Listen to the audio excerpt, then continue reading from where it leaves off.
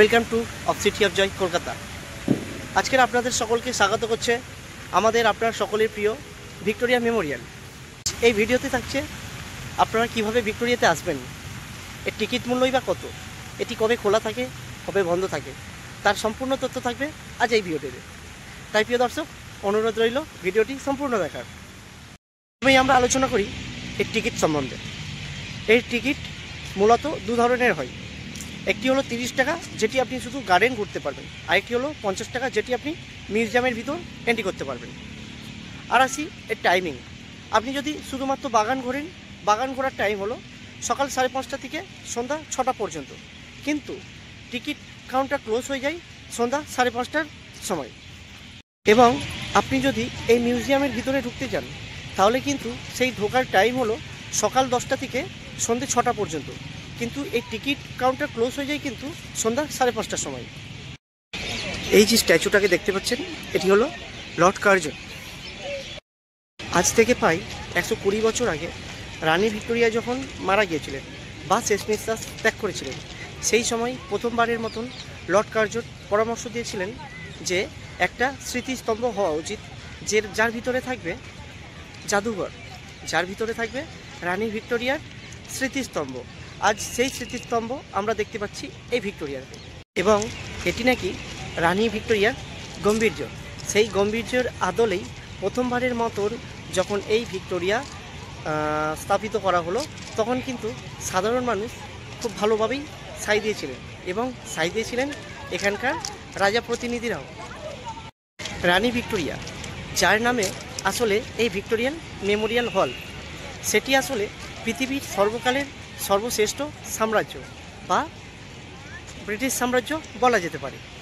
চলুন এবার আমরা ভিক্টোরিয়া মেমোরিয়ালের ভিতরে প্রবেশ করব।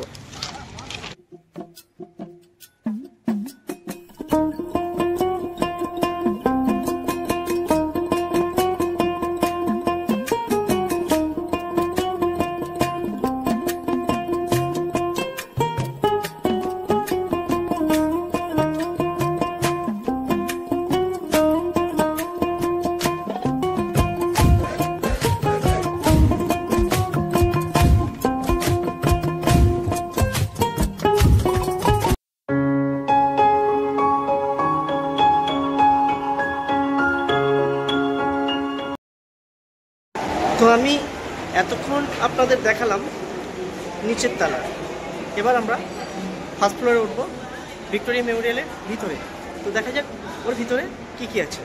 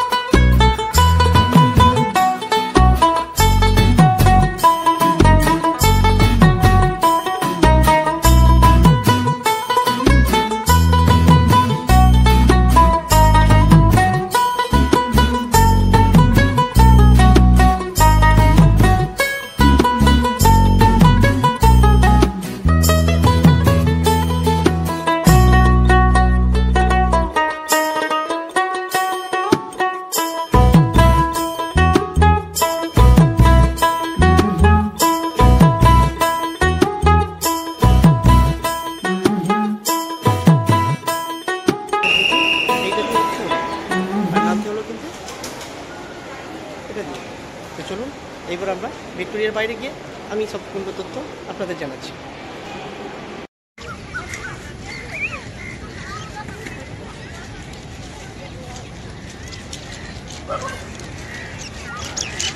যে ভিক্টোরিয়াটা দেখছেন, এই ভিক্টোরিয়ার চারিপাশে কিন্তু শুধু সবুজ আর সবুজ। আর আপনারা যখন আসবেন এখানে কিন্তু অনেক পাখির আওয়াজ পাবেন। যারা প্রকৃতি প্রেমী তাদের জন্য কিন্তু এই জায়গাটা খুবই বেস্ট। এই যে ভিক্টোরিয়া মেমোরিয়াল, এটাকে বলা হয়, এটা নাকি হিন্দু সাংস্কৃতিক স্থাপত্যকলা, যেটার আওতায় কি থাকে জানেন? ওই যে ব্রিটিশ সেই স্থাপত্যকলা, ব্রিটিশ যে স্থাপত্যকলাগুলি আছে ওটার সঙ্গে অনেকটা মিলিয়ে মিশিয়ে মুঘলদের যে স্থাপন কলা বা ইসলামিক স্থাপত্য বলা হয়ে থাকে। তবে এটার সঙ্গে আমাদের হিন্দুদের খুবই ক্ষুদ্র মাত্রায় যেটি মন্দিরে ব্যবহার হয় সেই স্থাপত্যকলা এখানে ব্যবহার করা হয়েছে। তো এই মুহূর্তে আমরা দেখতে পাচ্ছি রানী ভিক্টোরিয়া তার রাজসিংহাসনে বসে আছে। ঠিক একইভাবে লন্ডনের বাকিংহাম প্যালেসের সামনে একইভাবে বসানো রয়েছে রানী ভিক্টোরিয়াকে। আমাকে যদি কেউ জিজ্ঞাসা করে, আমি কিন্তু মোগলদের ঠিক তেমন কিছু দেখতে পাই না। তবে এর সাথে কিন্তু অনেকটা লন্ডনের সেন্ট পলস ক্যাথিড্রালের কিছুটা সামান্য পরিমাণে মিল আছে। তবে এই ভিক্টোরিয়ার উচ্চতা প্রায় 184 ফুট, মানে প্রায় 18 তলা দালানের সমান এই ভিক্টোরিয়া মেমোরিয়ালটি। প্যালেস ক্যাথিড্রালটি প্রায় 36.5 তলা দালানের সমান। তবে আপনারা খেয়াল করেছেন কি না আমি জানি না, এটি কিন্তু পুরোপুরি সাদা মার্বেল দিয়ে তৈরি, এবং অনেকেই বলে এটার সাথে কিন্তু দিল্লির আগ্রা তাজমহলের তার সাথে অনেকটা মিল পাওয়া যায়। তবে আমি ভেবে দেখেছি ব্যাপারটা কিন্তু সত্য। যেই আর্কিটেকচার ব্যবহার করা হয়েছে এখানে, ইউরোপিয়ান আমেরিকান টেকচারের সঙ্গে মিলিয়ে মিশিয়ে ইসলামিক স্থাপত্যকলা কিছুটা যুক্ত আছে। তাজমহলের যে মাঝখানের গম্বুজ এবং তার চারপাশে যে 4টা স্তম্ভের মতন উপরে যে ছোট ছোট গম্বুজ রয়েছে, এর সাথে খুব হালকা মাত্রায় এই ভিক্টোরিয়া মেমোরিয়ালের মিলা রয়েছে। তবে এটি কিন্তু খুবই হালকা মাত্রায়, খুব বেশি পর্যায়ে না। ভিক্টোরিয়াটি আপনি যেদিক থেকেই দেখবেন প্রায় একই রকম লাগবে আপনার। আর ওই যে দেখতে পাচ্ছেন ওই দূরে, ওটি হলো কলকাতার সবথেকে বড় বিল্ডিং, যেটিকে বলা হয় দ্য 42। এই ভিক্টোরিয়া কিন্তু প্রায় 64 একর জমির উপরে এটি আছে। এটি যখন এখানে তৈরি হচ্ছিলেন তখন কিন্তু কলকাতা ছিল ব্রিটিশ সাম্রাজ্যের রাজধানী। তবে এই ভিক্টোরিয়ার যখন কাজ চলছিলেন তখন কিন্তু কলকাতা থেকে রাজধানী ছেড়ে চলে গেলেন নয়াদিল্লি। সালটি ছিল 1912 সাল। 1923 সালে এই ভিক্টোরিয়া সাধারণ মানুষের জন্য কিন্তু খুলে দেওয়া হয়। তাই আজ আমরা দেখতে পাচ্ছি এই ভিক্টোরিয়াল মেমোরিয়ালটি। যদি আপনারা শিয়ালদা থেকে আসেন তাহলে 7D, 260, 235 আর 227 এই বাসগুলো ধরে আপনারা চলে আসতে পারবেন ভিক্টোরিয়াল মেমোরিয়ালে। এবং আপনারা যদি মেট্রো করে আসেন তাহলে আপনারা রবীন্দ্র সদনে নেবে, এখান থেকে পায়ে হেঁটে 3 মিনিট, সেখান থেকে আপনি চলে আসবেন আমাদের ভিক্টোরিয়া মেমোরিয়ালে। আর আপনারা যদি হাওড়া থেকে বাসে করে আসেন তাহলে AC 6, AC 12 আর AC 24 এই 3টে গাড়ি করে আপনি এই ভিক্টোরিয়াতে পৌঁছে যেতে পারবেন। আমার মতো যারা প্রকৃতিকে ভালোবাসো তারা একবার হলেও এই ভিক্টোরিয়াতে প্রবেশ করো। এই ভিক্টোরিয়ার যে প্রকৃতি খুবই সুন্দর, চারিদিকে গাছপালা, হালকা হালকা পাখির আওয়াজ, জাস্ট অসাধারণ, সব কিছু মিলিয়ে মিশিয়ে অসাধারণ। তবে আমি আপনাদেরকে সাজেস্ট করব আপনারা একবার হলেও সন্ধ্যাবেলাতে এই ভিক্টোরিয়াতে প্রবেশ করবেন। সেটি মনোরম দৃশ্য দেখতে পাবেন এবং আলোক সজ্জায় সজ্জিত হয়ে যাবে এই ভিক্টোরিয়া মেমোরিয়ালটি। তাই প্রিয় দর্শক, আজকের ভিডিওটা আমরা এখানেই শেষ করছি। আমার দেওয়া তথ্যগুলো যদি আপনাদের ভালো লেগে থাকে তাহলে ভিডিওটি লাইক করে চ্যানেলটি সাবস্ক্রাইব করে পাশে থাকবেন। আপনাদের মতামত আমাকে কমেন্টে জানাবেন। আর সকলে ভালো থাকবেন, সুস্থ থাকবেন, ভগবানের কাছে এই প্রার্থনা করি। আবারও দেখা হবে নতুন কোনো জায়গায় নতুন কোনো ভিডিও নিয়ে। আর সর্বদা বাঙালি হয়ে বাংলায় দেখবেন আর বাংলাকে ভালোবাসবেন।